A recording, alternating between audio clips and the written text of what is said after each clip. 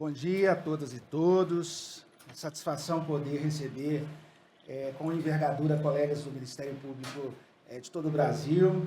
Gostaria de cumprimentar inicialmente a nossa mesa, na pessoa das doutoras Célia, Beatriz, doutora Hélida, doutor Porto, doutora Maria Fernanda. Tenho só a agradecer, né, a presença, todo o empenho e as possibilidades que acredito que virão nesse encontro. Né? Gostaria de cumprimentar todas as autoridades do Ministério Público, do Conselho Nacional do Ministério Público, que estará conosco nos próximos dias, do Conselho Nacional de Procuradores Gerais, aqui na figura do Dr. Bortoli, agradecer toda a equipe do CEAF, na pessoa da doutora Hélida e dos demais servidores, que se empenharam tanto para que esse evento pudesse se realizar. Agradecer também a nossa Secretaria Internacional, agradecer na pessoa do Procurador de Justiça, Eduardo Machado, que não pôde estar presente, mas que nos acompanha de longe. Tenho certeza, e que ele tenha certeza que muito contribuiu para com esse evento. Né? Agradecer também aos colegas incumbidos do controle de constitucionalidade, de convencionalidade, na pessoa da doutora Célia e do doutor Rodrigo aqui presentes. Agradecer ao colega Pablo, sempre junto com o CEAF, diligente e viabilizando eventos como esse. Agradecer os nossos próximos palestrantes do Fórum Brasileiro de Segurança Pública, uma oportunidade ímpar de integração com esses outros profissionais. Agradecer ao FMG, ao doutor Lucas, que aqui nos prestigiará com a sua exposição. A PUC também queria deixar os agradecimentos. Nós vamos firmar um acordo de cooperação com a PUC, assim como temos um acordo de cooperação com a Fundação João Pinheiro, com o objetivo de produção de um Ministério Público baseado em evidências, na ciência. Tenho certeza que as universidades, doutor Lucas, elas muito nos subsidiarão.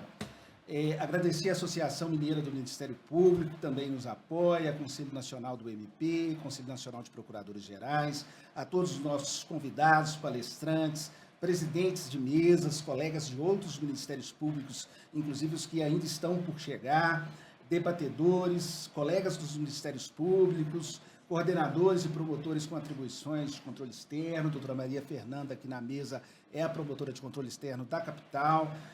Agradecer também às forças de segurança pública, da Polícia Militar, Polícia Civil, Guarda, Polícia Penal, as autoridades do Poder Judiciário, defensores públicos, advogados, penhoradamente aos professores que estarão conosco também nesse Dia dos Professores, dia de hoje. Agradecer os pesquisadores, reitores, dirigentes e integrantes de Secretaria de Segurança Pública e todas as pessoas que nos prestigiam com a presença física e que nos acompanham pelos nossos canais digitais. Gostaria de registrar que se trata de um evento pensado em conjunto com vários colegas de Ministério Público de Minas Gerais, assim também como colegas coordenadores e executores de demandas de controle externo da atividade policial de vários estados, o colega Rogério, veja aqui, Carla, Augusto, colega Elvio, né, vou me perder aqui por citar, né, colega Caio, tantos valorosos colegas que estamos debatendo, trazendo proposições ao Conselho Nacional de Procuradores Gerais, e esse evento é parte disso, é parte dessa construção. Queria pensar, né, estamos no momento de novos rearranjos, novas reorganizações de estruturas para melhores respostas em matéria de controle externo, em matéria de controle de convencionalidade, que será o nosso tema do dia de hoje, de interseção entre essas duas formas de controle, papel do Ministério Público.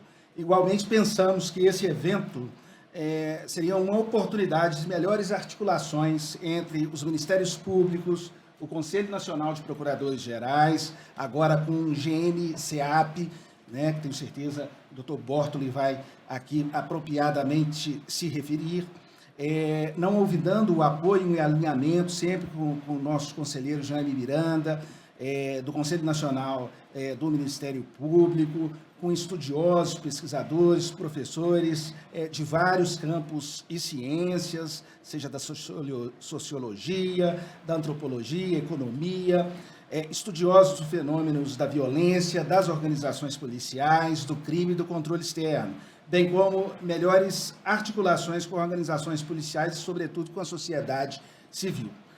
Além do mais, a produção jurídica advinda do sistema interamericano e do sistema global de direitos humanos passa a ser uma realidade nas decisões de nossas cortes internas. Falar do diálogo de fontes, de interconstitucionalidade, de condenações internacionais do Estado brasileiro, de jurisprudência internacional, recomendações da Corte Interamericana de Direitos Humanos, interconstitucionalidade, construções ou reconstruções do direito brasileiro, inclusive com críticas devidas, passa a ser uma realidade para os ministérios públicos. Quem sabe no presente evento tenhamos a capacidade de nos articular, de aprendermos com as carências recorrentes e compartilhadas, bem como com as boas ações que estão sendo desenvolvidas e precisam se estruturar e consolidar. Precisamos medi-las e prestar contas à sociedade. Quem sabe possamos definir agendas permanentes, metas e ações estruturantes para os próximos anos, atentos inclusive à aferição do controle de convencionalidade. Seria aparentemente propositivo que possamos aprender mais, responder, inclusive com o enforcement, quando necessário, e passar a contar mais com a confiança das organizações da sociedade civil para a criação de fluxos possíveis. Se os MPs são apontados como parte do problema, poderíamos nos tornar boa parte da solução. Os MPs, para citar conquistas recentes, logo após a Constituição de 1988, o colega Rodrigo, conseguiu estabilizar campos e tutelas coletivas. Ainda cenários de lutas permanentes, como nos campos ambientais, agora com o desafio das mudanças climáticas, tutela do consumidor, patrimônio público, com suas descontinuidades, retrocessos, idas e vindas, com retrocessos legislativos, muitas vezes, mas o Ministério Público sempre esteve presente na consolidação de seus campos. Quero crer que não será diferente com as questões de controle de convencionalidade e de controle externo da atividade policial. Os MPs têm capacidade de primar por regras mais claras e definidas, ainda que por meio de regulamentações próprias dos conselhos nacionais, assim como de constituir melhores estruturas, especializações e articulações com organismos de Estado. Tem capacidade para focar para muito além do ceticismo, colega Elvio, de buscar com uma atuação com base na evidência, na ciência, com estratégia definida e organizada, compartilhada com a sociedade civil, ainda que diante de pressões e de contornos trazidos por tribunais e organismos nacionais e internacionais. Certamente, para além disso, vamos falar sobre prevenção, vamos falar sobre a relação de controle externo e juventude, sobre racismo, sobre seleção e formação policial, sobre governança e controle do uso de força, abordagem e investigação policial, sobre revisões sistemáticas e novas possibilidades para os serviços policiais, ostensivos e investigativos, sobretudo e inclusive sobre segurança pública nos municípios. Hoje, certamente, com colegas de envergadura, como Cledson, Marcele, bem como com doutores, como o doutor Lucas, doutor Valério, com debatedores e presidentes de mesa, como o doutor Célio, doutor Elvio, doutor Rodrigo, teremos oportunidade de falar do nosso sistema interamericano, sobre decisões recentes dos nossos tribunais, sobre controle externo, investigação pelos ministérios públicos, letalidade e vitimização policial, enfim, sobre proteção suficiente, sobre obrigações processuais positivas, sobre impunidade estrutural, sobre direitos humanos, sobre atenção, informação, participação, reparação, compensação, satisfação e não repetição de crimes em face das vítimas. Já caminhando para o fim, gostaria de deixar a mensagem que talvez estejamos em momento de mudanças. O empenho de vários colegas em participar desse evento, no dia de hoje, feriados em muitos lugares, sobretudo aqueles que vieram dos seus outros estados, para mim evidencia que claramente acreditamos nas potencialidades do Ministério Público Brasileiro. Ainda precisamos de algumas lapidações, mas certamente é preciso e possível evoluir. Muito obrigado, bem-vindo a todos, colegas e membros de outras forças das universidades. Espero que tenhamos um evento leve, aberto, produtivo. Estou aqui certamente seguindo as orientações dos nossos honrosos colegas que trabalham perante tribunais superiores, que têm produzido um trabalho que tem me orgulhado e me trazido uma imensa admiração. Então, piamente escutei o conselho do meu colega Odélio, no sentido que tenhamos um evento de debates, de construções, que tenhamos momentos expositivos, mas tenhamos momentos de aprendermos uns com os outros. Colega Odélio, seguirei certamente suas sugestões e lhe cumprimento aqui pelo excelente trabalho junto com o doutor André Baldino perante os tribunais superiores. Caras e caros, bem-vindos e vamos iniciar os nossos trabalhos. Obrigado. Som, agora sim, perdão. Com a palavra, o Procurador-Geral de Justiça Militar, Clauro Roberto de Bortoli. Bom dia a todas e todos. Doutora Hélida, me permita eu saudar a mesa em nome do doutor Francisco Ângelo. Eu só estou aqui nesta mesa por convite dele e não na função de Procurador-Geral de Justiça Militar, cargo que atualmente exerço. Eu venho nesse conclave como presidente do recém-criado Grupo Nacional de Controle Externo da Atividade Policial, o GNCAP, no âmbito do Conselho Nacional dos Procuradores Gerais. Como os senhores e as senhoras bem sabem, o Conselho Nacional, de há muito tempo, possui alguns grupos especializados em temáticas importantes, em temáticas sensíveis, buscando soluções conjuntas para um problema que, afinal de todos. E até hoje a questão do controle externo da atividade policial, embora se encaixe perfeitamente nessa definição de uma temática sensível, de uma temática que não tem abrangência unicamente local, afeta todos os ministérios públicos dos estados e os ramos da União, ainda não tinha esse tratamento. Ele ficava esparso com um pouco do tratamento da questão dentro do GNCCRIM. No encontro do colegiado do mês de agosto, foi criado o Grupo Nacional do Controle Externo da Atividade Policial, acabou de ser formatado, e eu fui designado pelo presidente Jarbas para presidi-lo. Dr. Francisco Ângelo será o secretário executivo. Eu acabei, a questão de uma semana, de receber as últimas indicações dos estados para a formação desse grupo nacional para procurar. O encontro, às vezes, não demanda do esforço de cada um, mas a procura é necessária. Então, eu digo, o grupo para procurar soluções para um tema sensível que afeta todos nós. O primeiro evento que estamos participando é exatamente esse, que já estava formatado, então, por um convite do doutor Ângelo, que estamos, e nós temos agora, no mês de outubro, também, no âmbito do Conselho Nacional do Ministério Público, no âmbito da CSP, da Comissão de Segurança Pública e Controle Externo da Atividade Policial, também um encontro nacional do Ministério Público no sistema prisional, controle externo da atividade policial e segurança pública.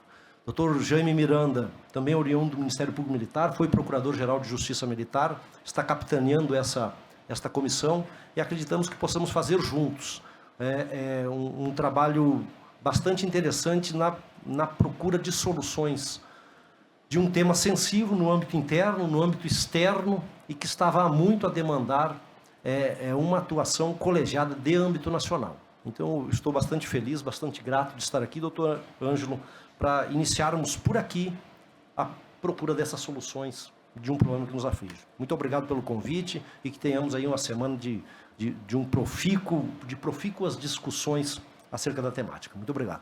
Muito obrigado, doutor Clauro. Uma honra tê-lo aqui conosco. Senhoras e senhores, encerrando os pronunciamentos, ouviremos a diretora do CEAF, a Procuradora de Justiça, Hélida de Freitas Rezende.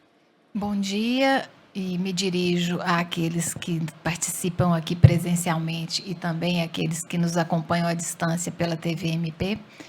Em nome da Escola Institucional do Ministério Público de Minas Gerais, eu quero registrar que este evento é um exemplo positivo do caminho que nós devemos buscar, de um Ministério Público que naturalmente vai se especializando internamente, se ramificando e se sedimentando para atender de forma mais especializada as diferentes demandas e as diferentes áreas de atuação dentro de sua incumbência constitucional, mas que é também capaz de se aglutinar para agir e pensar junto.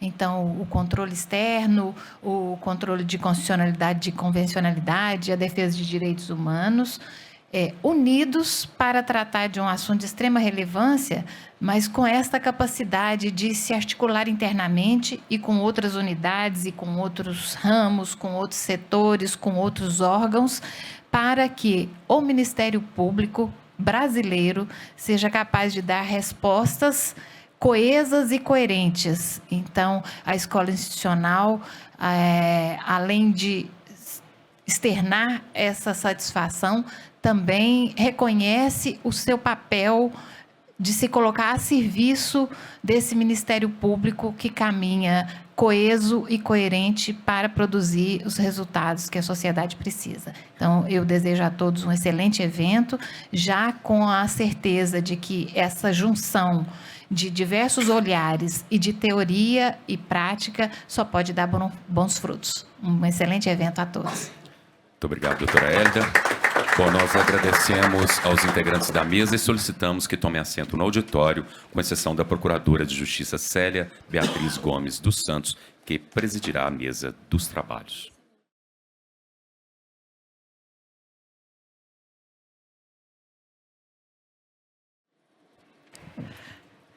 Bom dia a todas as pessoas que nos prestigiam de forma presencial e virtualmente. Estamos numa ação educacional, então eu vou saudar também todos os professores aqui presentes pelo dia de hoje, né? Doutor Lucas, doutor Rodrigo.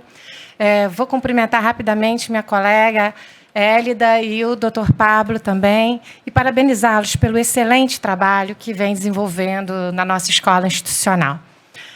Doutor Francisco, eu não sei se ele lembra, mas eu acompanhei no curso preparatório da carreira, então é com uma enorme alegria que estou aqui, e o cumprimento pelo arrojo em patrocinar um evento para tratar de tema tão sensível, né, e importante, e conseguindo reunir renomados palestrantes. Parabéns. O doutor Lucas, ele é um brilhante estudioso de direito internacional. E eu tenho certeza que vai nos proporcionar valiosos ensinamentos para que a gente possamos refletir como dar concretude e efetividade ao sistema de proteção de direitos humanos. Cumprimento meu extraordinário colega de controle de constitucionalidade, doutor Rodrigo Couto.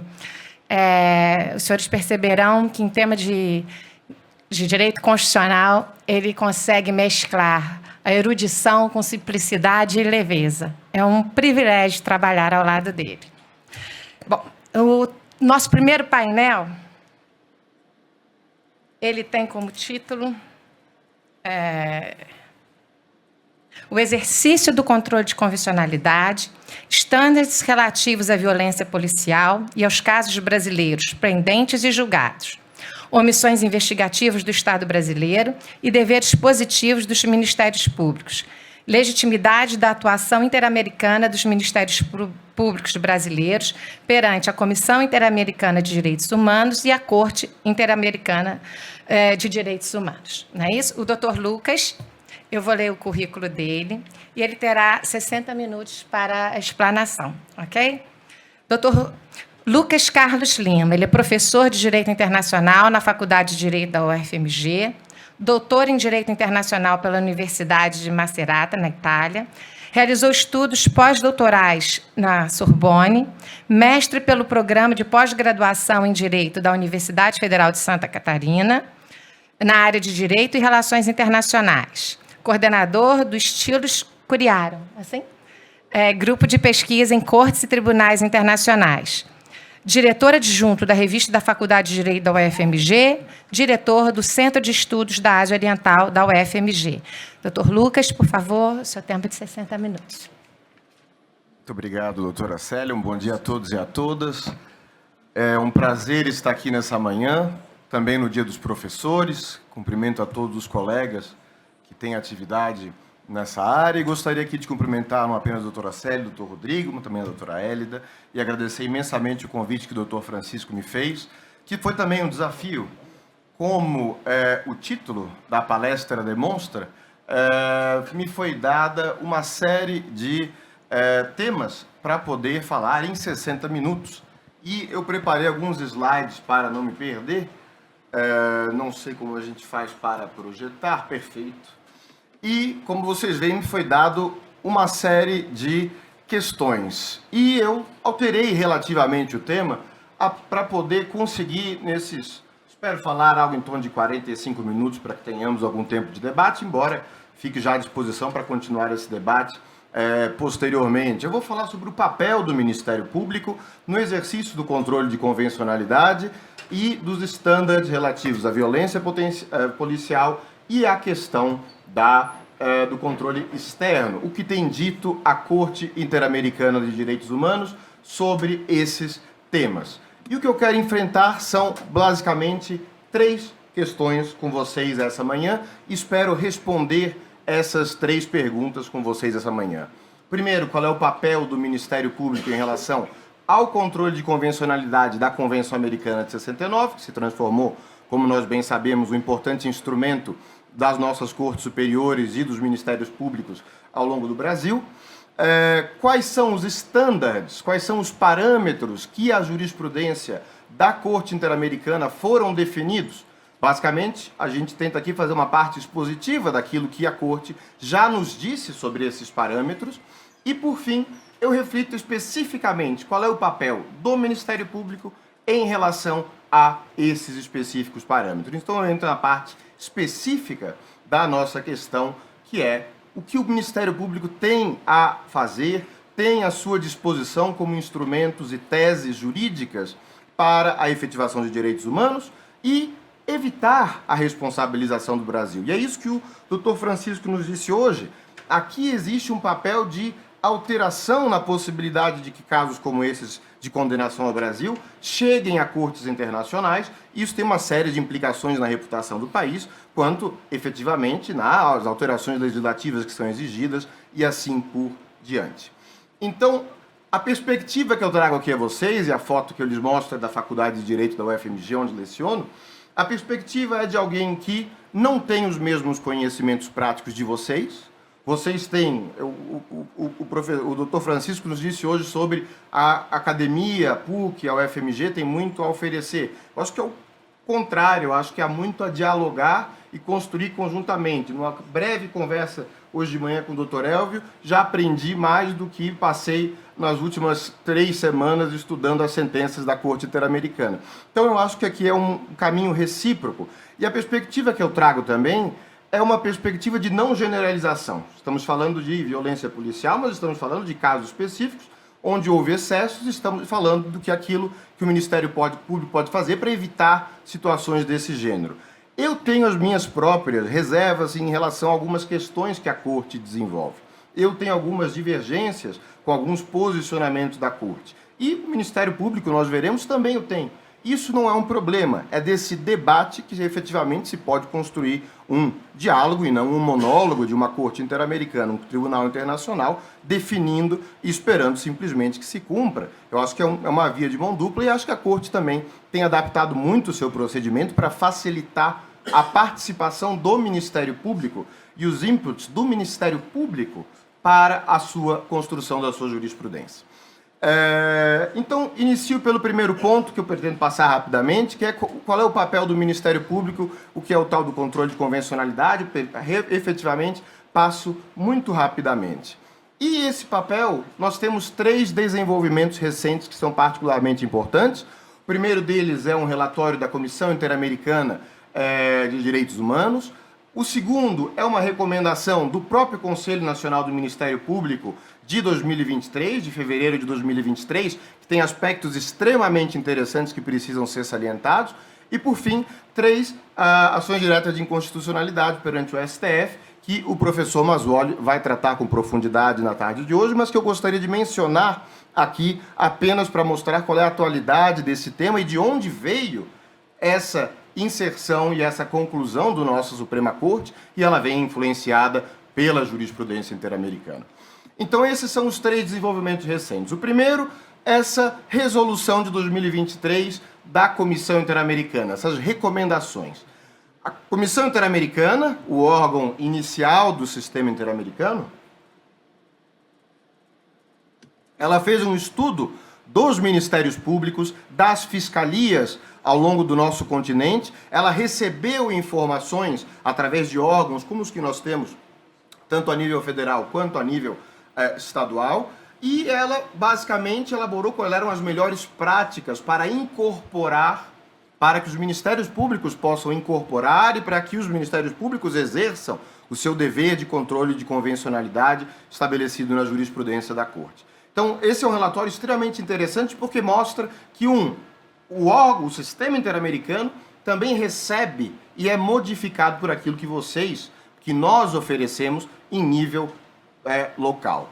Segundo ponto importante, e aqui nesse relatório, é que eles levam em consideração especificamente o projeto de lei que tramita no Congresso, em que fala do papel do Ministério Público, especificamente para implementar esses estándares internacionais, que efetivamente serve para difundir essas práticas internacionalmente reconhecidas e aprimorá-las na prática cotidiana de todos vocês, de todos nós.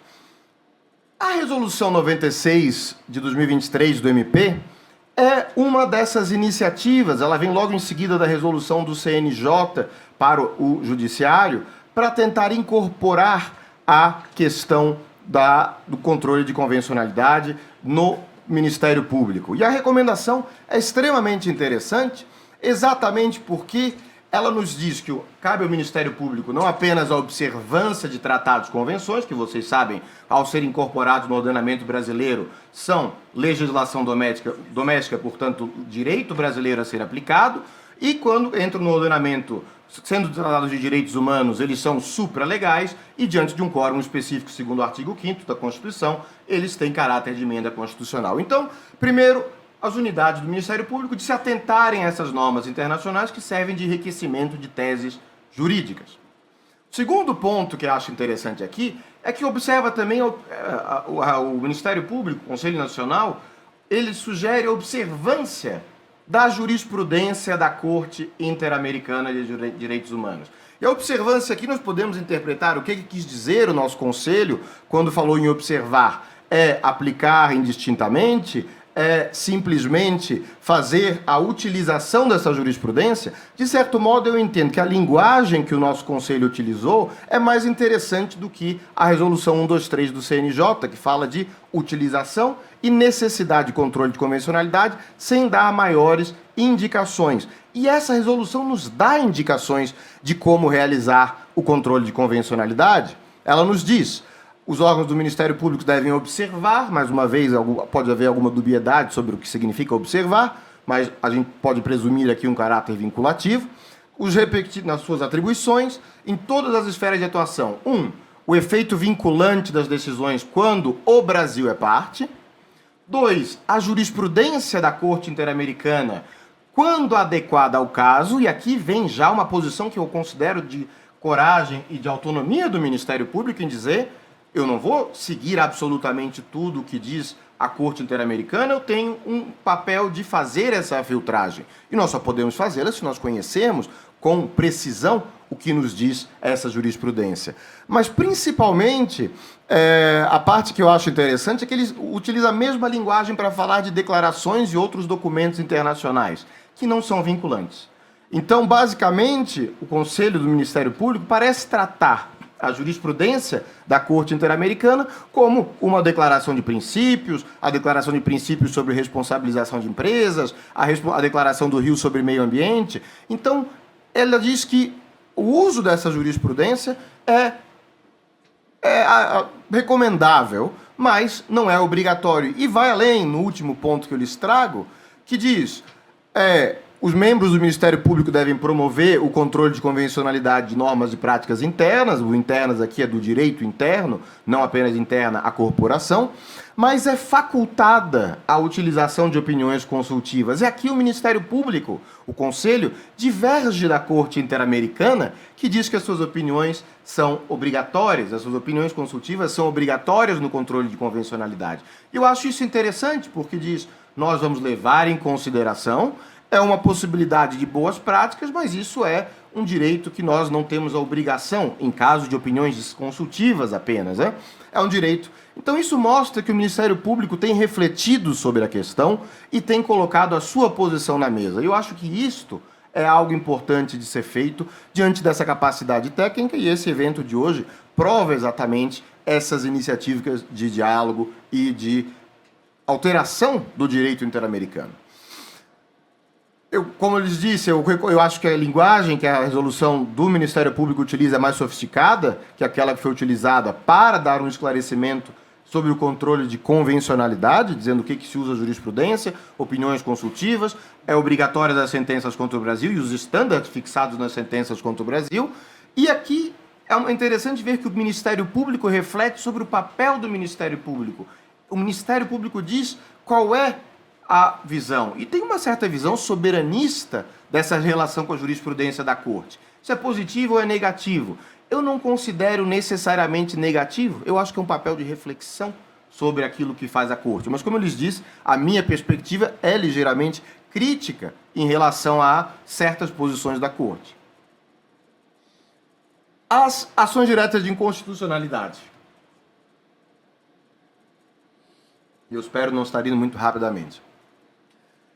O STF disse especificamente, na sua fixação de tese, que deve ser assegurado o cumprimento naquilo que disse a sentença da Corte Interamericana, no caso Honorato e outros versus Brasil, de 2023, que nós vamos examinar, e disse que o Estado deve garantir ao Ministério Público, para o fim de exercer a sua função de controle externo da polícia, recursos econômicos e humanos necessários para investigar as mortes cometidas por civis, policiais civis e militares. Aqui tem um ponto importante, que é já a fixação de tese de que o Ministério Público pode realizar a investigação criminal sem a participação da polícia, algo que o STF disse recentemente e que naturalmente gera reações, mas diz também que o Estado tem um dever de apoiar o Ministério Público nessa função.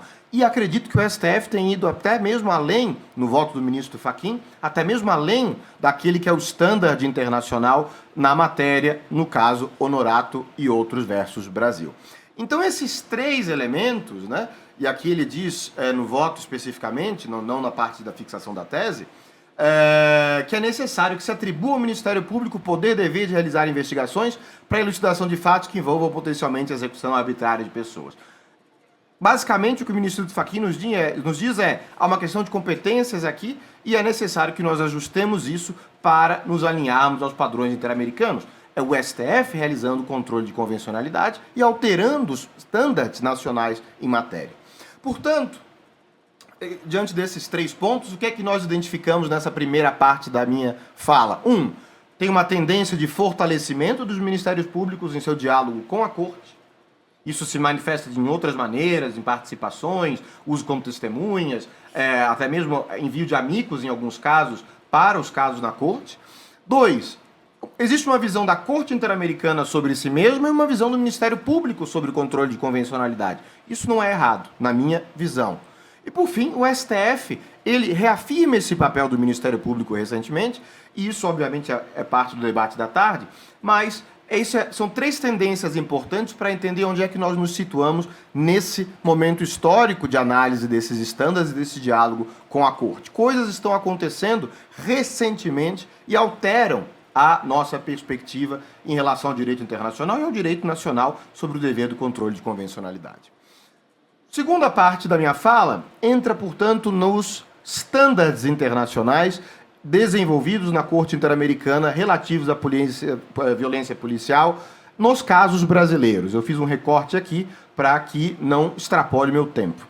E o meu recorte é o que disse a Corte Interamericana já em relação ao Brasil. E acho que isso é algo que todos precisamos saber para melhor entender qual é o standard de conduta que é esperado em relação ao tratado e, se esse standard não for atingido, diante de uma omissão do Estado brasileiro, isso gera a responsabilização internacional, pagamento de indenizações, dano ao erário, alteração legislativa, cursos de formação, uma série de medidas de reparação que a Corte continuará cobrando do Brasil até que seja satisfeita. E isso, obviamente, acontece tanto em Brasília quanto nas mais longínquas comarcas, em que é necessário realizar essa adaptação das sentenças internacionais contrárias ao Brasil. São 3 casos paradigmáticos para nós aqui em relação à fixação de estándares internacionais. O caso Favela Nova Brasília, de 2017, e 2 casos de novembro de 2023, que são razoavelmente recentes e que o Estado brasileiro ainda está lidando com a sua implementação, que é o caso Tavares Pereira e outros, e o caso Honorato e outro versus Brasil. O que é que nós temos importantes aqui em síntese nesses casos? No caso da Favela Nova Brasília, que provavelmente todos vocês já ouviram falar, houve 26 execuções extrajudiciais e 3 condenações por estupro em virtude de policiais. Novembro de 2023, nós temos 185 manifestantes feridos no âmbito de uma manifestação do MST que estava rumando rumo a Curitiba, no Paraná, e ocorre a morte do senhor Tavares Pereira. Depois se criam monumentos, a Corte Interamericana ordena que o Brasil proteja esse monumento de qualquer tipo de vilipêndio. Então, ocorre aí, ocorre a investigação policial, ocorre a punição, mas ocorrem alguns problemas e a Corte fixa novos estándares aqui. E, por fim, a Operação Castelinho, uma operação um tanto quanto curiosa, que se soube que um grupo de pessoas que estavam privadas de liberdade, saíram condicionalmente, se organizaram num outro grupo, estavam rumando para, em teoria, roubar um avião, foram interceptados por 53 policiais que realizaram a sua execução, há testemunhas, e houve ali, por parte do Estado brasileiro, segundo a Corte Interamericana, uma omissão no seu dever de investigação, por isso a condenação do Brasil. Interessante para nós também é pensar que existem mais 3 casos pendentes hoje na Corte Interamericana. Eu não poderei tratar deles na fala agora de manhã, mas esses 3 casos pendentes também sobre violência policial, e a gente pode talvez esperar uma participação do Ministério Público. Nós podemos também esperar uma influência na alteração da legislação brasileira e num futuro controle de convencionalidade por parte do STF, que parece estar, sobretudo alguns ministros, muito atentos para aquilo que ocorre em São José da Costa Rica, onde fica a sede da Corte Interamericana. Então, qual é a primeira questão que eu trago a vocês aqui, analisando os estándares do caso Favela Nova Brasília? E eu vou tentar ser sucinto, eu não vou entrar em todos os detalhes do caso, eu vou entrar naquilo que fica de lição do ponto de vista jurídico-normativo em relação ao que é exigido para realizar o controle de convencionalidade. Primeiro ponto. Existe uma questão que a Corte salienta de violência policial no Brasil.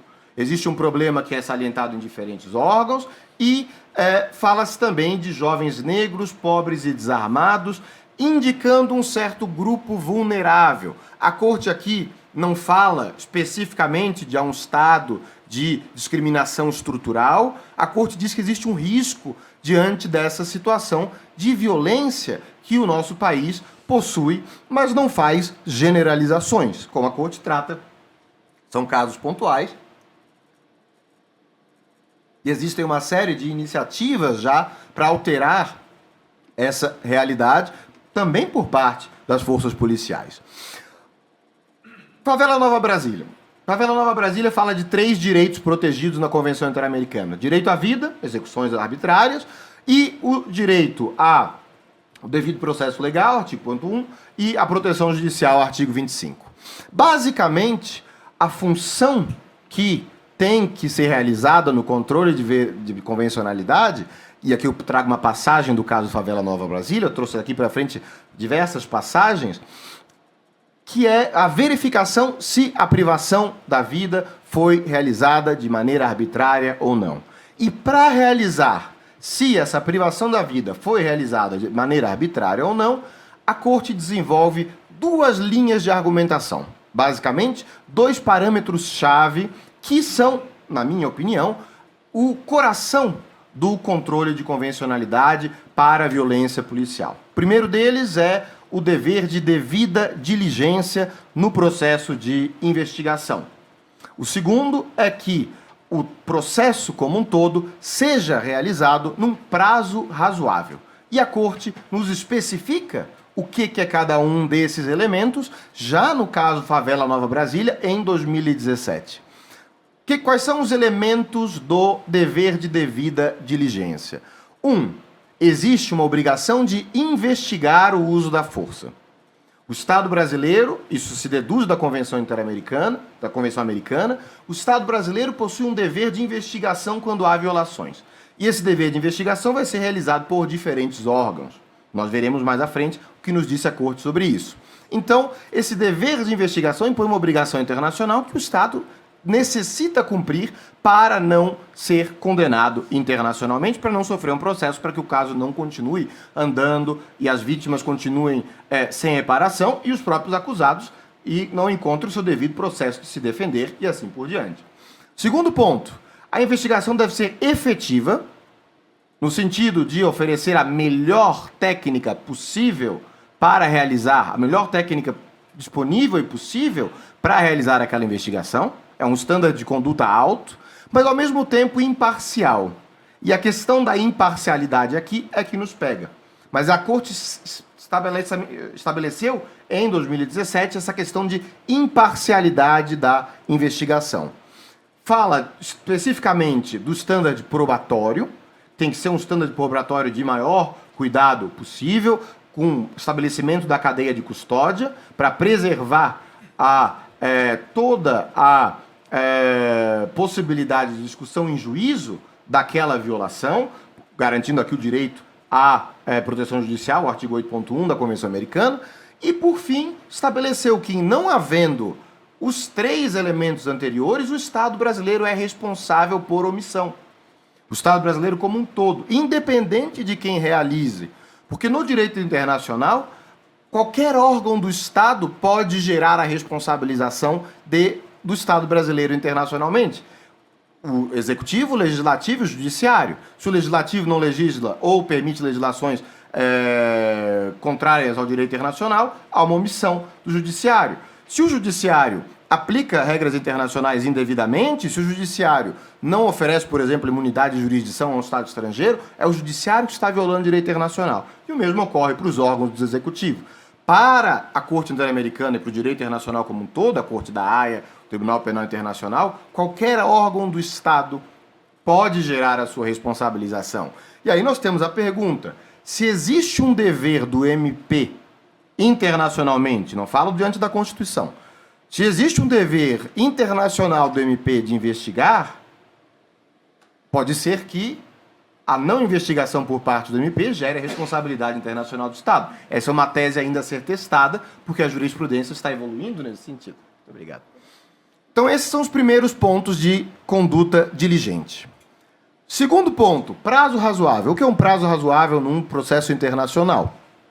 Em alguns casos, é óbvio o que é um prazo razoável. Se nós pensarmos que Vladimir Herzog foi assassinado e torturado nos anos 70 e a sua condenação e investigação ainda não ocorreu, houve a reparação, mas não houve a investigação no caso de Vladimir Herzog. Em mais de 30 anos, é possível dizer que não houve um prazo razoável. Mas como nós avaliamos isso dentro da jurisprudência da Corte de uma maneira mais efetiva? Quando é o prazo razoável? E a Corte nos estabelece em sua jurisprudência e ela reafirmou essa sua jurisprudência no âmbito do caso Favela Nova Brasília. O prazo razoável é o tempo de duração total até a sentença definitiva, a sentença última, transitado e julgado, ou seja, o número de recursos, e leva alguns critérios em consideração. A complexidade do assunto, a atividade processual do interessado, se for um interessado omisso, não há que se falar de prazo não cumprido pelo Estado brasileiro.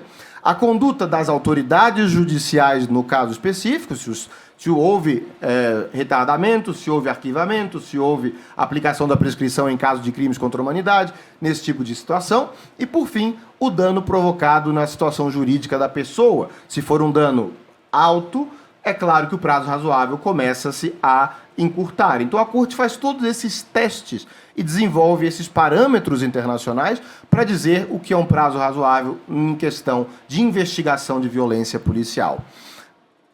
Diz ainda que o prazo razoável deve importar, nos parágrafos 179 a 181, que não pode prejudicar a coleta de provas, no âmbito da investigação especificamente.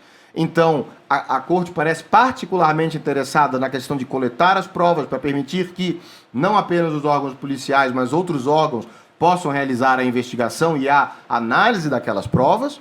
E a Corte também desenvolve um standard interessante, que é a participação das vítimas e familiares. As vítimas e familiares de vítimas têm o direito de participação, de serem ouvidas, de trazer e realizar as defesas e a colaborar nessa investigação. E a participação, a gente pode discutir o que significa participar, mas isso também está sendo definido caso a caso na jurisprudência interamericana.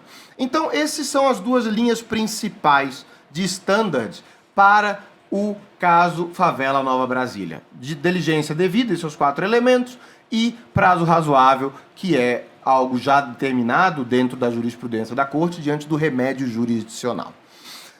O que mais nos diz o caso Favela Nova Brasília? Isso nos interessa particularmente. No parágrafo 185, a Corte diz que todas as exigências do devido processo que são exigidas do Estado brasileiro e que são exigidas numa investigação se aplicam não só aos órgãos judiciais, mas também aos órgãos não judiciais aos quais caiba a investigação prévia do processo judicial. Isso se aplica às forças policiais, isso se aplica ao Ministério Público. Então, a Corte nos diz aquilo que uma força policial deve fazer para se resguardar da violação de uma diretiva internacional e do controle de convencionalidade. A Corte nos diz, isso é o que se exige numa investigação, qualquer que seja o órgão a realizar essa investigação. Se o Ministério Público está assumindo funções de investigação, esses são os estándares que o Ministério Público deve seguir, segundo a Corte Interamericana. Essa é a conclusão lógica desse raciocínio do parágrafo 185. Alguém poderá discutir, não, mas isso é um obter dicta, não é uma questão do dispositivo. A Corte não faz distinção na hora de realização do controle de convencionalidade.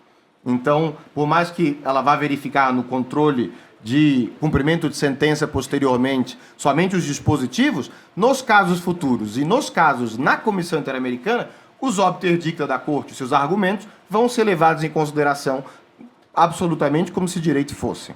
Isso nos dá uma impressão de um certo direito jurisprudencial da Corte Interamericana. E aí que começa a nascer a minha particular crítica à Corte, mas isso nós deixamos para um outro debate. O que mais nos diz a Corte ainda em Favela Nova Brasília? Ela fala da independência. O que é que significa ser um órgão independente para propósitos de investigação? Ela diz que é independente dos funcionários envolvidos no incidente, ausência de relação institucional e hierárquica, bem como a sua independência prática. Ela diz que a investigação deve ser atribuída a um órgão independente e diferente da força policial envolvida no incidente. Quando há uma acusação de execução forçada, de execução extrajudicial, a independência implica um órgão diferente.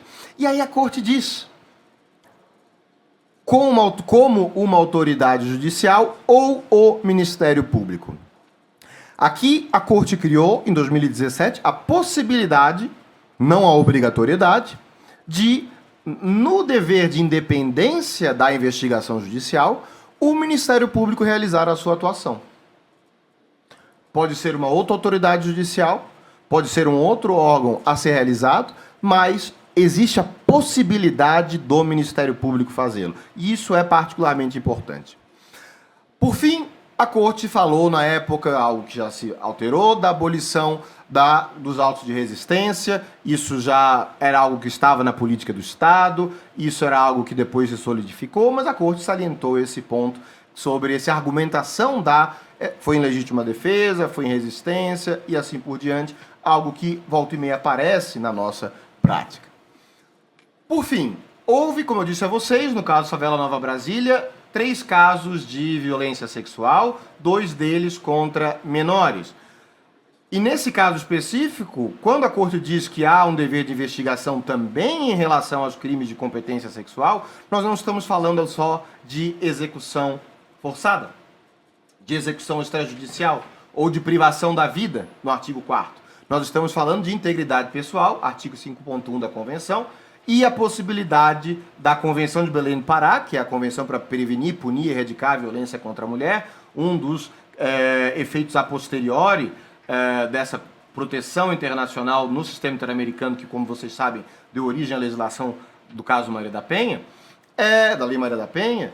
Aqui fala-se tanto de a possibilidade do Ministério Público atuar nesses casos, ampliando a competência para investigação em casos de violência sexual, e a questão de reparações específicas no caso da investigação, a Corte reabrir investigações, porque aquelas vítimas não tiveram os seus direitos protegidos e não teve o direito ao processo legal, acesso à justiça, então a Corte manda reabrir investigações, fala do tratamento psicológico das vítimas e fala do desenvolvimento de políticas públicas contra a violência sexual. O Estado brasileiro tem que desenvolver novas políticas públicas em relação a esse específico tipo de crime. Isso é interessante verificar como método de reparação.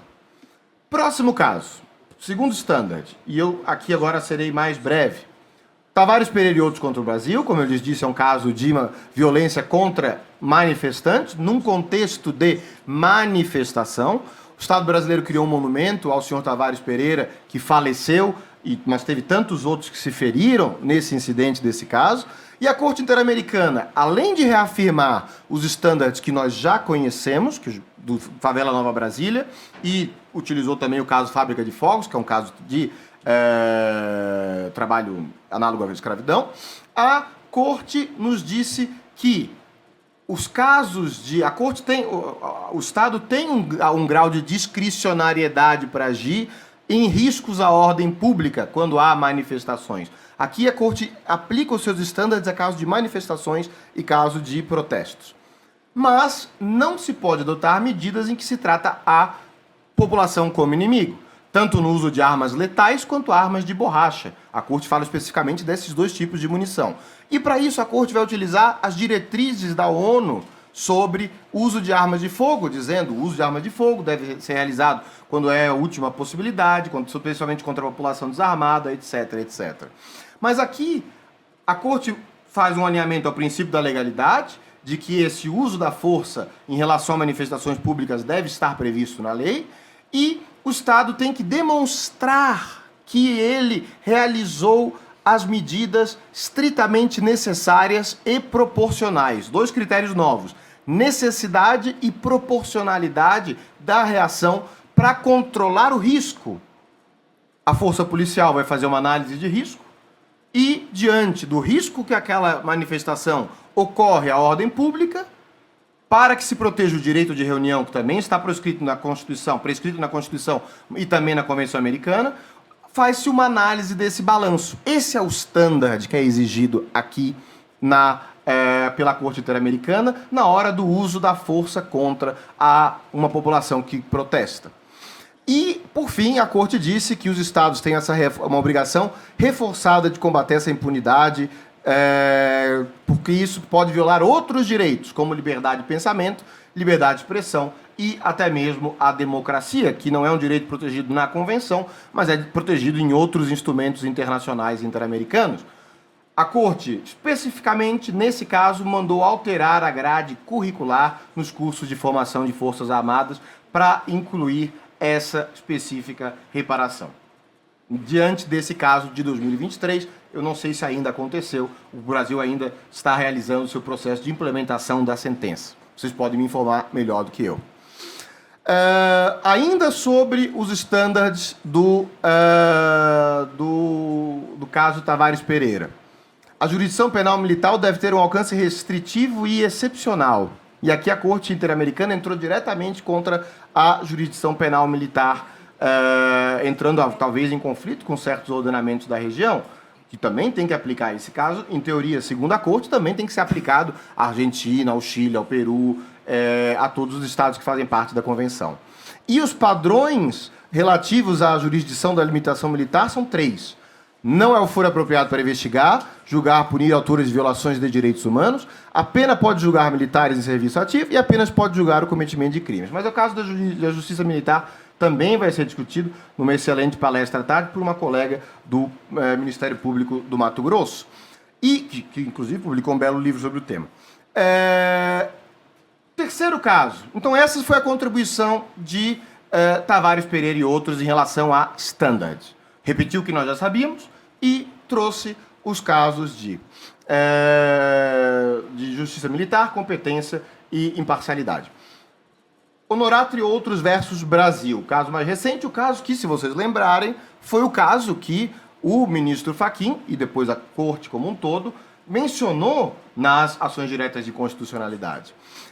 O caso deixou 12 mortos por um ataque de polícia, foram 53, 56 policiais contra 12 supostos, não estavam ainda cometendo crime, supostamente iriam cometer um crime, há testemunhas, e esse caso é interessante porque a Corte ouviu uma testemunha, um membro do Ministério Público que participou do procedimento. A Corte deu um especial peso à evidência apresentada pelo membro do Ministério Público, salientando aqui uma outra possibilidade de participação nos procedimentos interamericanos. E, nesse caso, o que nos disse a Corte de importante? Ela diz que há uma violação do artigo 2º da Convenção Americana, que diz que o Estado brasileiro tem o dever de adotar a sua legislação interna. O Estado brasileiro tem que melhorar a sua legislação para que ela não esteja violando os direitos humanos protegidos internacionalmente, e diz que a normativa vigente no momento dos fatos tornou possível que a investigação das 12 execuções extrajudiciais fosse levada a cabo por autoridades que não eram independentes e imparciais e que não tinham como exercer as suas funções materialmente jurisdicionais. A investigação foi feita pela própria Polícia Militar. Houve acusação da Polícia Militar, a Polícia Militar fez a investigação, e aí a Corte disse que aqui a nossa legislação estaria incompatível com o direito internacional. Forte como posição da Corte, que ainda se encontra essa atualização da normativa. Segundo ponto. De novo, reafirmou os testes de devida diligência e prazo razoável. O Estado tem que demonstrar, e aí vem a questão, existe uma inversão do ônus da prova, é o Estado que precisa demonstrar que a acusação feita contra ele é realizada, que empreendeu todos os esforços em um prazo razoável, devida diligência e razoabilidade. Deixar de ordenar, realizar ou avaliar provas. Mais uma vez, uma preocupação da Corte com a condução da cadeia de provas da investigação probatória. E, por fim, diz que a análise deve ser feita de forma rigorosa por profissionais competentes, utilizando os procedimentos mais apropriados para garantir essa cadeia de custódia. Inclusive, fala, como diz o STF, que pode ser apoiado por peritos e outros agentes da investigação policial. Por fim, ela disse, as autoridades policiais e judiciais atuaram com tamanho grau de negligência na preservação e na coleta dos elementos de prova, que levou a Corte à conclusão de que pareciam querer impedir a própria investigação dos fatos, condenando o Brasil, portanto, no seu dever de investigação diante dessa operação policial. Por fim, a Corte disse, há também uma violação do direito à verdade, novo elemento a ser levado em consideração na jurisprudência em relação à violência policial. O direito à verdade já está bem estabelecido na jurisprudência da Corte, especialmente de desaparecimentos forçados, casos da ditadura, etc. Mas os esclarecimentos dos fatos violatórios e responsabilidades correspondentes, a Corte deduz o direito à verdade do direito ao acesso à justiça e diz que há um dever por parte da polícia e dos órgãos responsáveis por a investigação de preservar a verdade para as vítimas, especialmente para a sociedade como um todo. E as senhoras e os senhores do Ministério Público estão acostumados com essa linguagem de proteção dos interesses da sociedade como um todo. Aqui eu acredito que a Corte fez uma referência a essa questão do direito à verdade. E ainda disse, na parte dispositiva da sentença, e é esse ponto que na ação direta de inconstitucionalidade o ministro Fachin vai fazer referência, o Estado vai garantir ao Ministério Público do Estado de São Paulo que tenha recursos econômicos e humanos para investigar as mortes pelos crimes, nesse caso, da sentença. O Estado deve garantir ao Ministério Público o direito de investigação. E aqui nós podemos perguntar, será que aqui começa a nascer um direito ou dever do Ministério Público? O último ponto que eu menciono a vocês é que existem outros casos de violência policial na jurisprudência da Corte. Mas esses casos se aplicam para nós quando se adequam, ou seja, quando se vem diante de uma situação que é similar. Um deles que é particularmente importante é um caso de 2021, de 2 meninos que foram executados na Venezuela por forças policiais.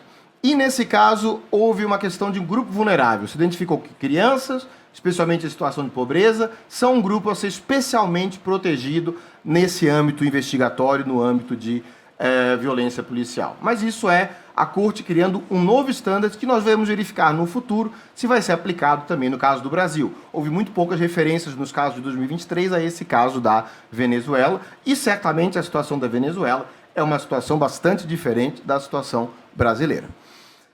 Último ponto da minha fala, já me encaminhando às minhas conclusões. Qual é o papel do Ministério Público no controle de convencionalidade em relação a esses estándares que foram trazidos aqui, foram desenvolvidos no âmbito da Corte? No caso Favela Nova Brasília, a Corte foi clara. No que diz respeito a comissões de controle externo no âmbito do Ministério Público, a Corte destaca o papel dessa instituição nas investigações criminais e seu mandato constitucional de controle externo da atividade judicial. A Corte deu ênfase, destacou. Tirou alguma conclusão disso? Juridicamente, não, mas a Corte fez questão de salientar essa disposição constitucional, dizendo que o Ministério Público tem uma função aqui a desempenhar.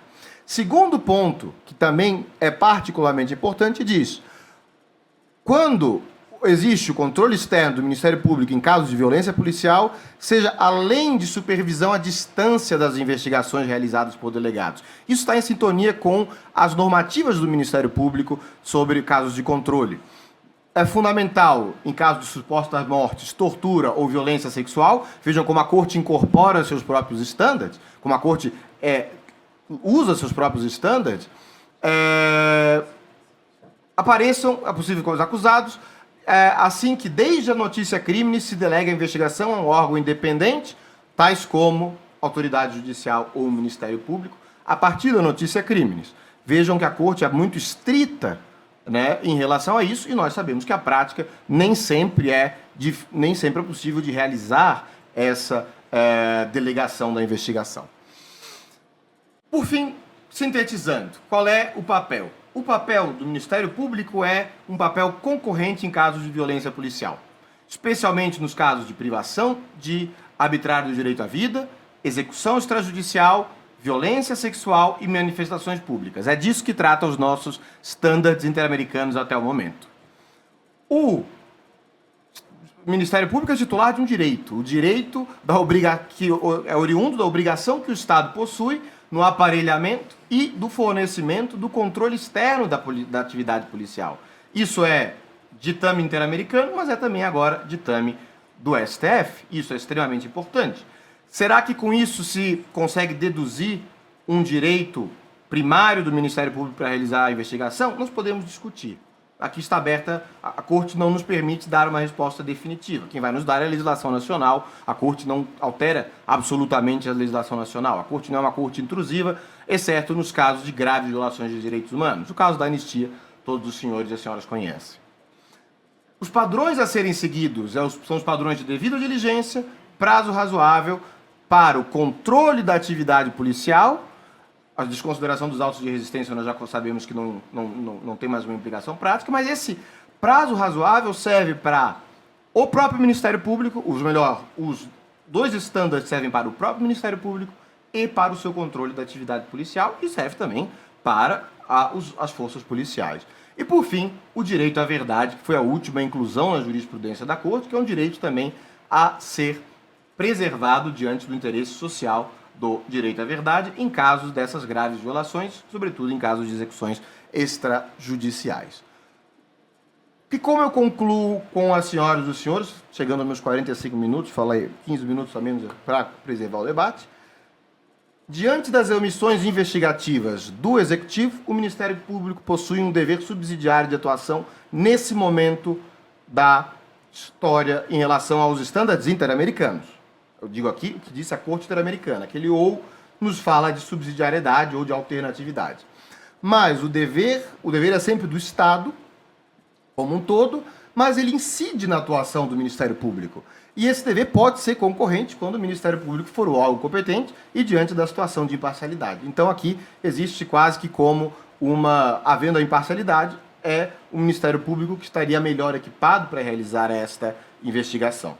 Sobretudo se o Estado brasileiro cumprir com o seu dever de aparelhar e apoiar o Ministério Público. Segundo ponto, o controle externo da atividade policial, em somado à competência constitucional, coloca o Ministério Público numa posição privilegiada para a proteção dos direitos humanos garantidos na Convenção Interamericana, na Constituição e outros tratados de direito internacional.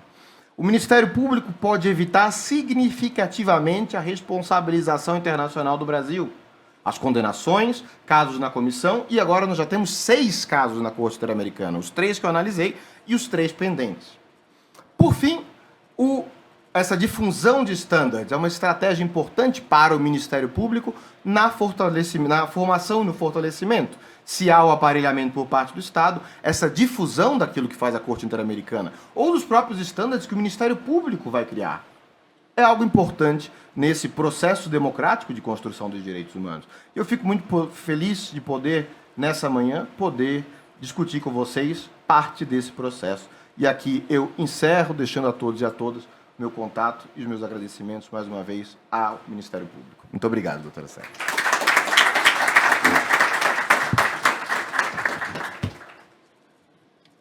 Nós é que agradecemos, doutor Lucas, pelos esclarecimentos, pela possibilidade de reflexão. Eu fiz uma anotação assim que a sua conversa faz com que o Ministério Público tenha que se preocupar com uma atuação socialmente ativa, superando problemas estruturais, para que, em colaboração com outras instituições, a gente possa contribuir para uma estabilidade na área da segurança pública, respeitando os padrões estabelecidos pelas Cortes Interamericanas de Direitos Humanos. A gente tem muito a fazer e, por isso, a importância desse nosso encontro, né?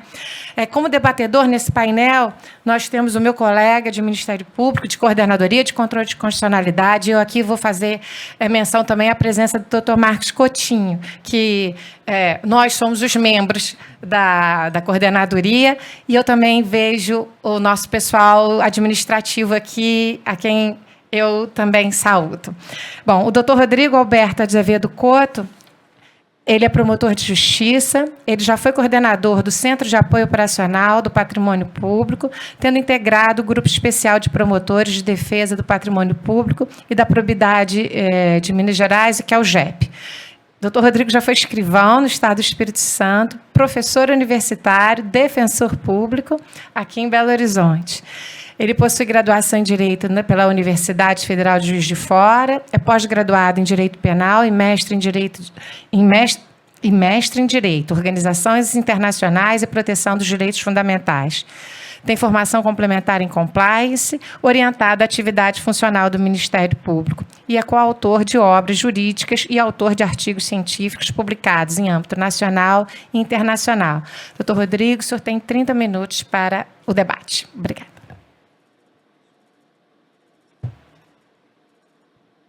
Bom dia a todos, me ouvem bem? Bom dia, senhoras, bom dia, senhores. Gostaria inicialmente de agradecer as palavras da minha querida colega Célia Beatriz, coordenadora da Coordenadoria de Controle de Constitucionalidade do Ministério Público do Estado de Minas Gerais, na pessoa de quem eu cumprimento a todas presentes nesse evento. Também gostaria de, especialmente, cumprimentar o professor Lucas. Professor, é um prazer para nós recebê-lo em nossa casa. É um luxo, na verdade, para o Ministério Público de Minas Gerais ter o senhor aqui com a gente nessa manhã. Eu não sei, assim, tem pessoas, a gente sempre diz isso nesses congressos, né? Tem pessoas que a gente cumprimenta e tem outras as quais a gente pede autógrafo, né? Então, para o Ministério Público de Minas Gerais, para o regozijo dos promotores de justiça e procuradores de justiça aqui presentes, hoje, nessa sala, nós temos vários desses exemplos e o senhor é um deles. Nesse dia, então, tão especial para todos nós, Dia dos Professores, eu sou filho de um professor universitário, dei aula por 30 anos na Universidade Federal de Juiz de Fora. Também lecionei por algum tempo, hoje impedido de exercer tal atividade tão prazerosa, mas, então, um abraço especial a todos os professores aqui presentes. Eu não poderia deixar de fazer uma saudação especial ao meu querido professor Valério Mazzuoli, presente aqui conosco, e quem é o responsável, primeiro, por eu estar aqui. Então, muito obrigado, professor. Foi com ele que eu iniciei os meus estudos de Direito Internacional e aqui hoje tenho a oportunidade de estar num local tão qualificado, ainda que merecidamente, para discutirmos essas questões. Cumprimentar também a todos os espectadores da TV MP. Gostaria de agradecer ao meu colega Francisco. Muito obrigado pelo convite. Parabéns pela organização do evento. O evento é espetacular. O professor Lucas falou aqui que concedeu 1 hora, né, professor, para falar sobre essa temática toda. É quase uma maldade, né? Mas a gente vai fazer o seguinte, eu vou piorar essa situação, viu, professor? Já que inicialmente, antes disso, eu gostaria também de cumprimentar aqui, vejo presente meu colega Elvio, lá de Juiz de Fora. Bem-vindo, Elvio, vai estar conosco aí durante o evento. Eu tenho um carinho muito especial por Juiz de Fora, então, várias vezes vou fazer referência a isso. Bom, por que eu digo que eu vou piorar a situação? Eu ficava meio preocupado com isso, viu, doutor Francisco? Desde o início eu tive uma preocupação, assim, depois do professor Lucas trazer uma aula sobre essa temática, sobre o que eu vou falar, né? O que vai me restar? E aí eu fiquei pensando nisso e falei assim, eu acho que eu vou subverter a ordem, e o Francisco vai ficar louco na hora que eu fizer isso lá, que eu não vou falar sobre nada disso, eu vou fazer breves considerações, depois eu vou fazer várias perguntas para o professor, que é quem pode responder essas questões aqui.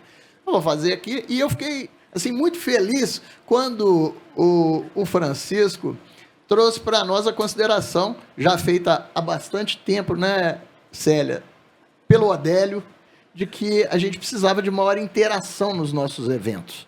Então, é esse tipo de coisa que a gente quer trazer. Eu vou procurar, assim, dentro da minha limitação, traduzir alguns desses questionamentos e ampliar um pouco para além da temática da violência policial ou do controle externo da atividade policial, que é o momento que eu posso fazê-lo, viu, professor? Então, eu vou aproveitar esse momento para que a gente faça isso aqui. Bom, então, como que eu quero fazer isso? Qual é a minha proposta? Eu quero trazer a essa discussão, a essa mesa de discussão, duas questões precedentes. Depois, uma consentânea e uma posterior. E aí eu vou aproveitar um pouquinho também lá do meu mestrado para trazer uma visão mais ampla dessa questão toda, para ver se a gente consegue encaixar também aqui na nossa discussão, tá, professor?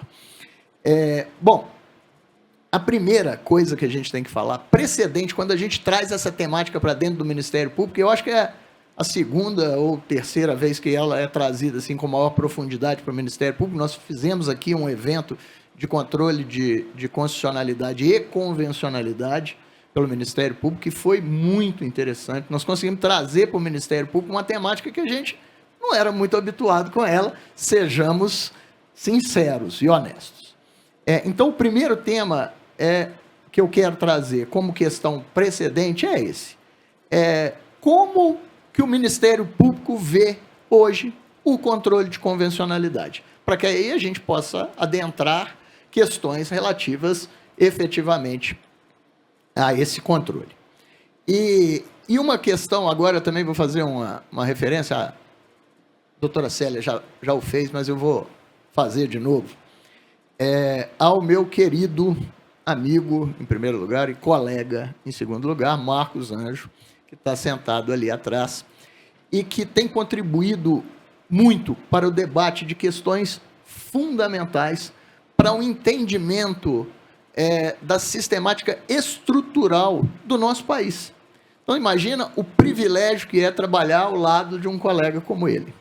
E a gente tem discutido muitas temáticas e essa questão da deficiência estrutural, e aí a gente não fala só em obrigações positivas impostas ao Estado, professor, mas a gente fala em termos gerais de estrutura, o quanto que isso influenciaria na atuação do Ministério Público, do controle externo da atividade policial e, consequentemente, do controle de convencionalidade. Bom, uma questão também que eu, nesse pouco tempo, eu gostaria de trazer à discussão, e que é consentânea a toda essa temática que nós estamos tratando aqui a gente não vai fugir muito, mas que eu também não posso deixar de trazer, e que é um tema palpitante, até o professor Lucas fez referência específica a isso, que é o direito das vítimas, né? Hoje a gente tem essa grande discussão avultada, né, e de uma forma muito mais qualificada. Então, a gente, recentemente, os professores, e aí eu vou fazer também aqui a menção à minha querida colega Marcele, brilhante professora Marcele, muito obrigado pela presença, nos honrando, vai estar conosco aqui palestrando também. Mas eu vou também fazer uma referência a quem eu acho que não está aqui presente, que é o nosso colega lá do Mato Grosso, Clédson. Clédson está aí, Valério? Não, né? Acho que não agora, mas vai estar mais tarde. E é uma temática que foi trazida pelo professor Valério e pelo professor Clédson, acerca do princípio constitucional da ampla defesa das vítimas, né? Isso eu acho que com certeza o professor Valério vai falar um pouquinho sobre isso na fala dele, mas eu acho que essa temática ela é fundamental para que a gente traga aqui e entenda também qual é o papel do Ministério Público nisso. Eu já chamo o professor Valério de colega, porque eu acho que ele já é do Ministério Público brasileiro, né? Ele já está tanto aqui com a gente, nos ensina tanto que eu já trato ele, eu falo assim, os colegas Marcele, Clédson e Valério, que estão sempre aqui com a gente, nos ensinando. E finalmente, por fim, essa questão posterior que a gente vai trazer aqui, que aí eu vou me permitir navegar em águas um pouco mais tranquilas para mim, tá, professor Lucas? Que diz respeito à questão de como se enxerga esse copo, né? A gente vai enxergar esse copo sob o prisma, sob a lupa da deficiência estrutural que nos impede de atingir efetivamente, inclusive, a missão institucional do Ministério Público. Isso, para mim, fica muito claro, a gente fala com muita tranquilidade sobre essa temática, porque tudo isso que se diz, e a toda a referência que se faz em relação aos parâmetros conferidos, né, pela normativa internacional e pela jurisprudência da Corte Interamericana de Direitos Humanos, ela encontra ressonância na missão institucional do Ministério Público. Então, quando a gente pensa, olha, eu tenho um parâmetro de atuação definido em nível internacional. Sim, nós temos, isso é ótimo, né? Porque nos traz aqui, inclusive, para a discussão. Mas, talvez precedente a isso, a gente tenha uma missão institucional do Ministério Público que não se descura em absoluto desses parâmetros que hoje são estabelecidos também em nível internacional e nos permitem uma atuação mais qualificada.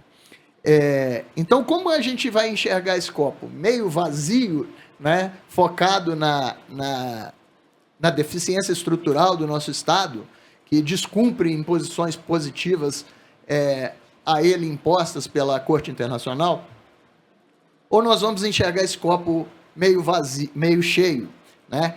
Que aí a gente pensa no o quanto esse discurso de proteção de direitos fundamentais ele tem se qualificado, o quanto a gente já possui instrumental hoje em dia para tratar efetivamente de direitos fundamentais, né?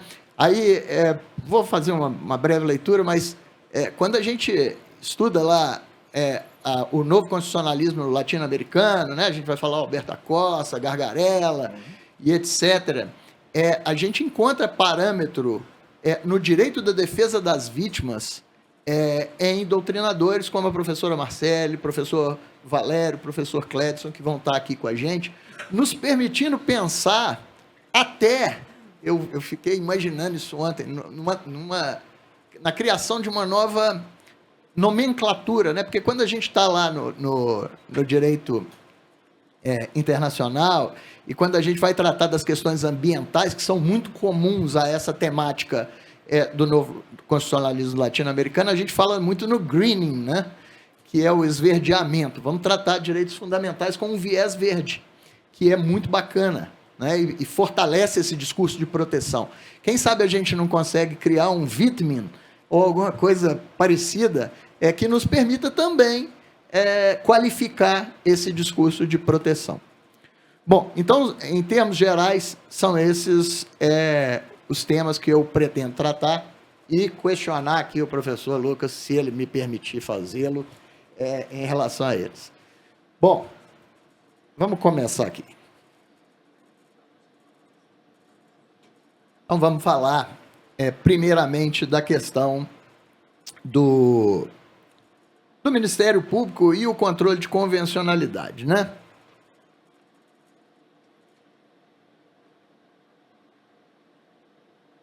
Então, vamos falar primeiro da questão da inefetividade ou da deficiência estrutural.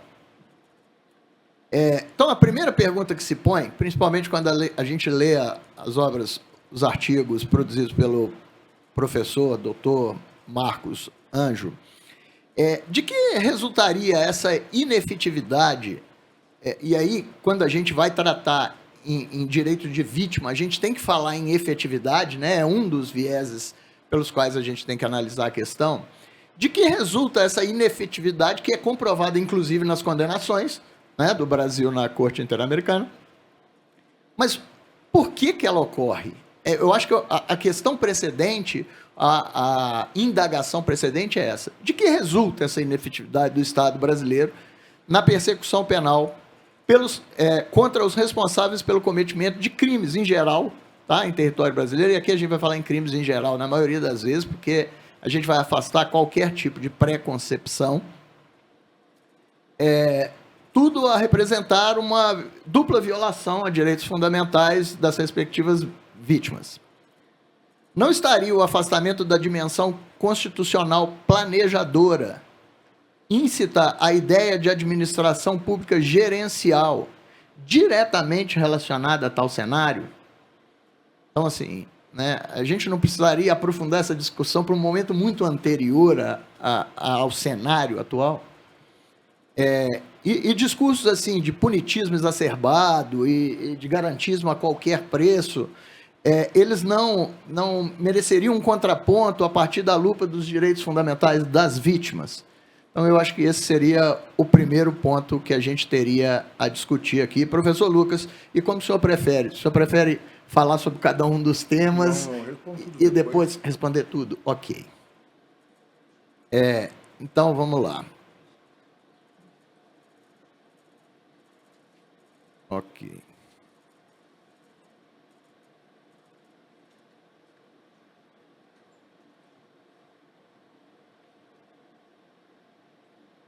Aqui eu vou estender um pouquinho essa questão do direito convencional. Vou sair um pouquinho aqui, Francisco, se você me permite, somente o Ministério Público, mas vamos falar do sistema de justiça em geral, tá? Que aí a gente abrange a investigação, né, que efetivamente está nisso aqui, a gente abrange o processo e o julgamento e até a execução.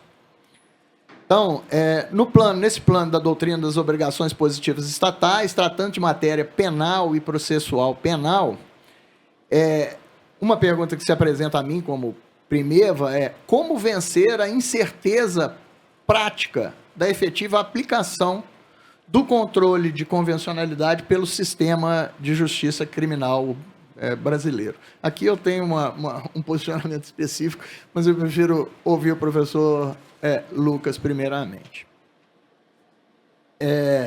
Então, trazendo aqui essas duas questões, né, que são as questões estruturais, eu vou perguntar também como é que a gente pode não pensar o princípio constitucional da proporcionalidade sob o viés bifocal da proibição de proteção deficiente, evidente, aí a gente está tratando de direito das vítimas, porque decisão judicial desprovida de efetividade é não decisão, né? De qualquer direito fundamental que a gente esteja falando, né? Do acusado, da vítima. Isso de um lado, e do outro lado a proibição dos excessos, que é a temática que a gente traz aqui também como discussão. E aí, como consequência disso, a gente tem que se perguntar, né? O que é efetivamente punição justa para o autor do crime, para a vítima e para a sociedade? Quando o professor Mazzuoli, né, nos traz como a punição como standard, a gente tem que entender nessa fala a punição justa. E é por isso que a gente tem que discutir essa questão.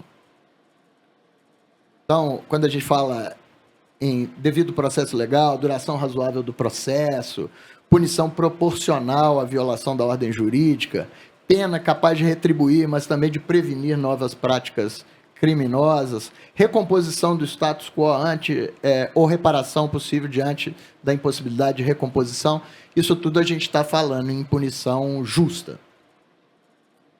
E, por fim, aí a última, considerada a identidade siamesa dos direitos fundamentais e direitos humanos, né? Bem assim, estendo em conta o processo de evolução desse novo constitucionalismo latino-americano, em cujos textos se enxerga a centralidade e preponderância dos direitos da natureza, é possível vislumbrar-se algo assemelhado em relação ao texto constitucional brasileiro, no que toca aos direitos das vítimas de crimes, especialmente a partir das constantes condenações do Estado brasileiro na Corte Interamericana de Direitos Humanos e da interpretação trazida por autores nacionais, como o professor Valério, professora Marcele e professor Clédson, no que concerne ao princípio constitucional da ampla defesa da vítima. Então, a questão é possível pensar-se numa espécie de vítima em analogia ao greening do direito ambiental? Bom, então, professor Lucas, isso para permitir não só que você trate um pouquinho também dessas temáticas mais amplas e nos dê o prazer de ouvi-lo sobre elas, para permitir também eventual participação de colegas, de estudantes e de demais pessoas presentes aqui. Obrigado.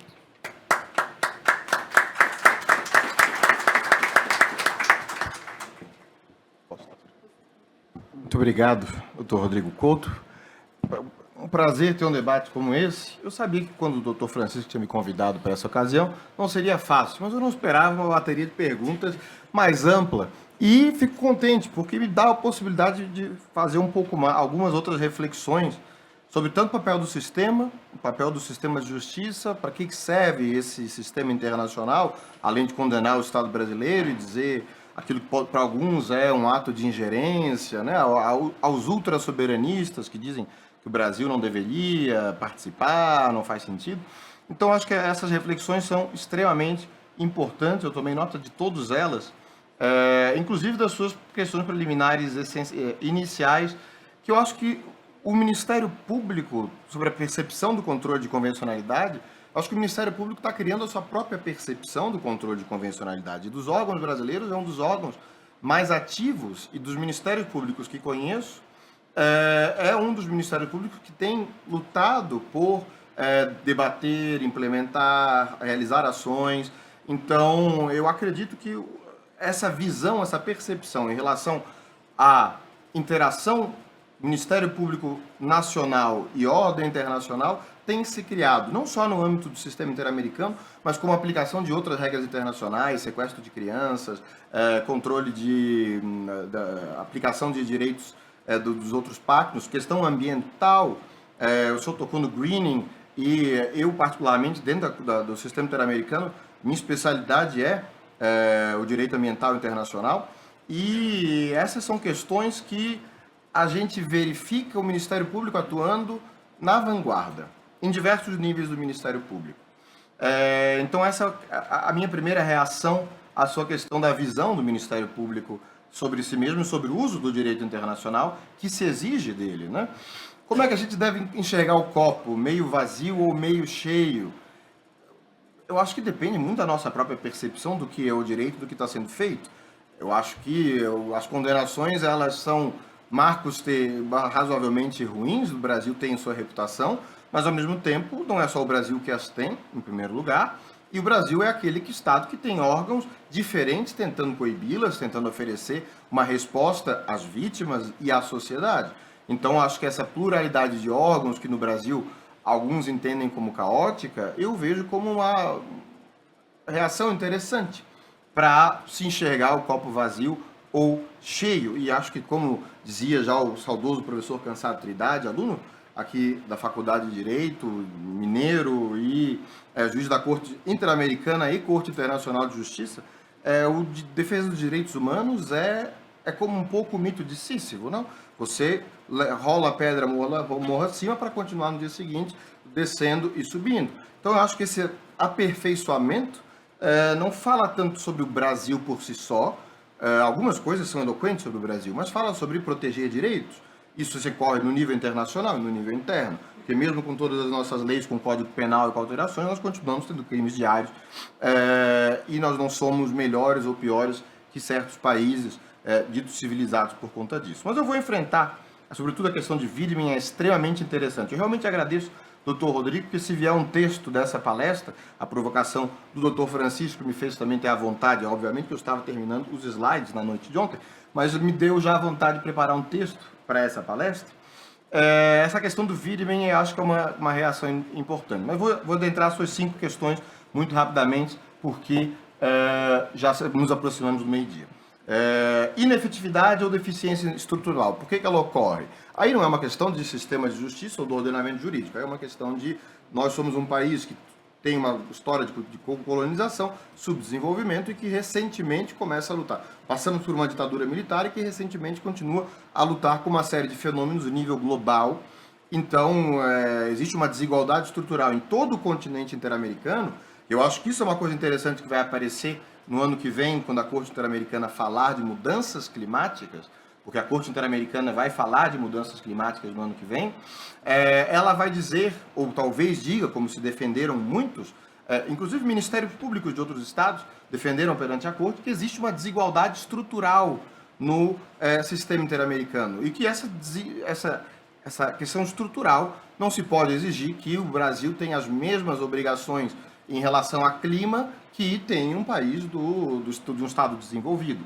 Então ela ocorre por conta de razões históricas, por questões de corrupção, por todas essas questões que nós sabemos as razões pelas quais o nosso sistema não funciona, e aqui eu tenho muito mais a aprender com vocês do que eu tenho algo a dizer sobre essa desigualdade estrutural. Mas quando a gente eu penso que ela ocorre em todos os lugares. Existe uma Corte Europeia de Direitos Humanos que condena estados europeus, que condena a Itália, que condena a França, que condena a Turquia, mas que condena também a Dinamarca por violações de direitos humanos. Isso significa que nós somos piores porque o nosso estado recebe uma condenação? Nós somos como todos os outros estados. Alguns estados sequer aceitam a supervisão internacional para receber críticas e melhorar suas políticas públicas. Nós sabemos que estados são esses. E esses estados não têm um sistema de controle, por assim dizer, se é que a Corte Constitucional pode ser chamada de uma atividade de controle. Então, eu acho que... Será que a gente deveria aprofundar essa discussão em nível constitucional? Absolutamente. Mas o fato de haver legislação constitucional, de haver uma Constituição e uma legislação específica não impede que haja violação, que haja uma aplicação eventualmente absurda de violações de direitos humanos em alguns casos, e que isso não sirva para que nós tomemos lições quando nós mesmos aceitamos participar de um sistema que monitora. Então, eu acredito que sim, nós temos que aprofundar essa questão em diversos níveis, e muitas vezes a Corte Interamericana, eu acredito, estaria muito contente se não tivesse casos a resolver. Se tudo tivesse resolvido, ela age subsidiariamente, quando o Estado não resolve.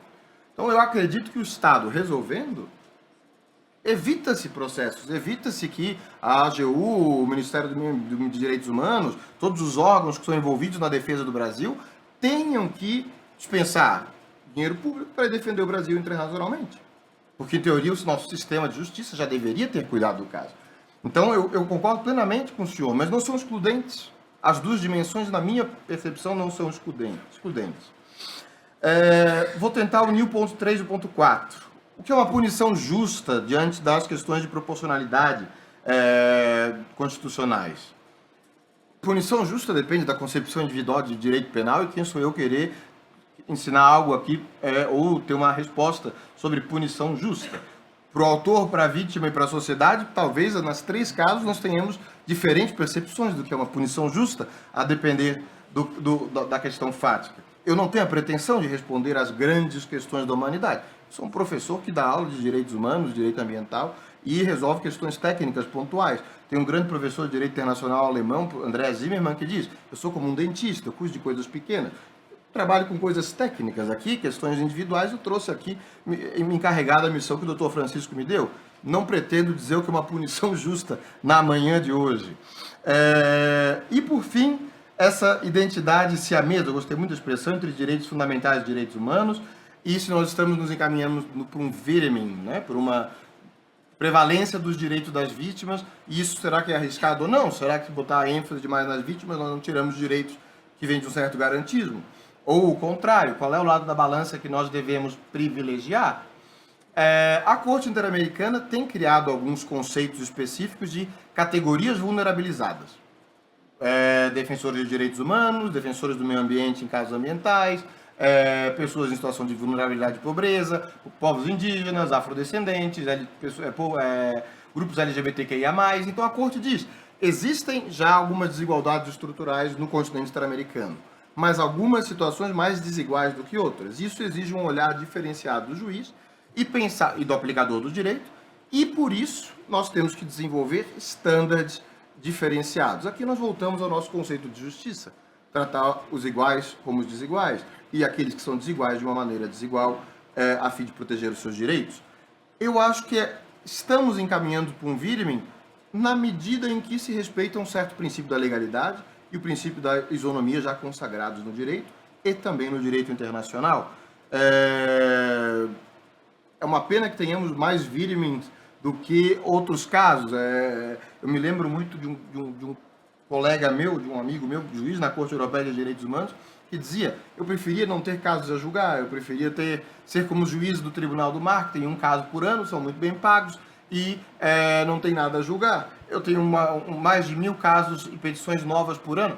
Na Europa, são mais de 1000 casos por ano que são colocados na Corte Europeia de Direitos Humanos. Nós temos aí 300 sentenças na Corte Interamericana, como média. E temos aí, a comissão joga 10 casos por ano, se tanto, para a Corte Interamericana. Não quer dizer que tem menos violações, não é exatamente isso.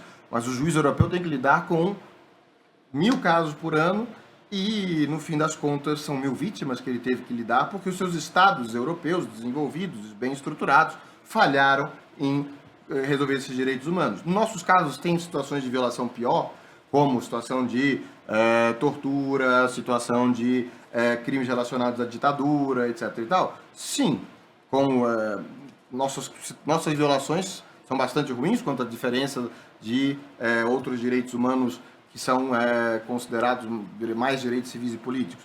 Os sistemas têm funções diferentes, mas são sempre violações de direitos que são consagrados por um ordenamento jurídico. Então eu espero ter lhe respondido, ao menos parcialmente, doutor Rodrigo, e lhe agradeço as belíssimas provocações que vou levar comigo para, se houver um escrito, poder incorporá-los. Muito obrigado.